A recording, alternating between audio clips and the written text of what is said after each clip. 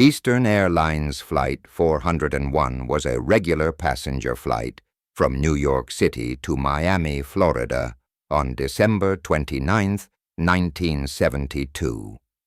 The plane was a Lockheed L-1011 TriStar, which was a brand-new jet back then.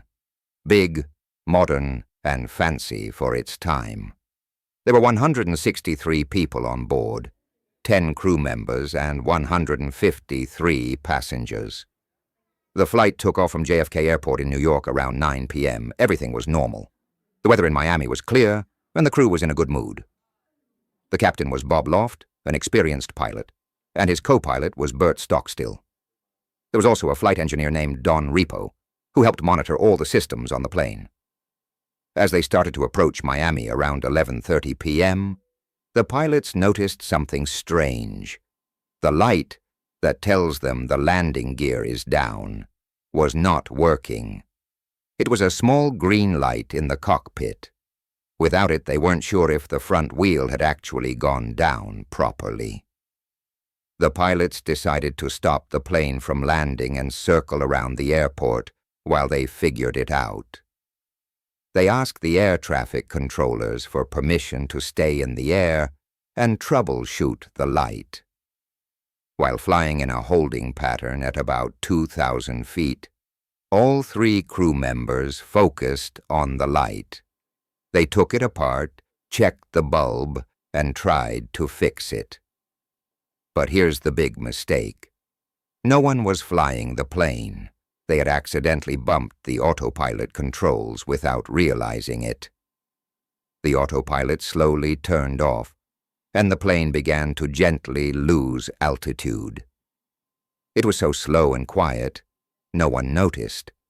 They were all still trying to figure out the light. By the time someone noticed the altitude dropping, it was too late. At 11:42 p.m., the plane crashed into the Everglades, a huge swampy area outside of Miami. It hit the ground hard and broke apart. Parts of the plane landed in the water and mud.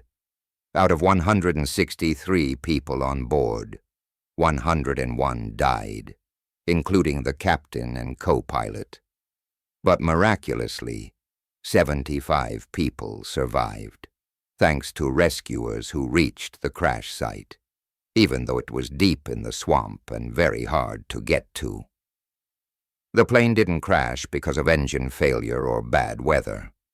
It crashed because the pilots were distracted by a $12 light bulb, and no one was paying attention to the plane's altitude. It was a human error. This crash became one of the first big lessons in something called crew resource management. Airlines learned that pilots need to communicate better, work as a team, and always make sure someone is flying the plane, even when there's a small problem. After the crash of Flight 401 in December 1972, Eastern Airlines salvaged some of the undamaged parts from the wreckage, things like ovens, seats, and even small electronics. They used those parts in other Lockheed L-1011 TriStar jets in their fleet. That's when weird stuff started to happen. Over the next few years, flight attendants, pilots, and even passengers started reporting ghostly encounters, mostly on the planes that had recycled parts from Flight 401. Multiple crew members claimed to see Captain Bob Loft, the pilot who died in the crash, sitting quietly in the first-class section before takeoff. One flight attendant said she talked to a quiet man in uniform.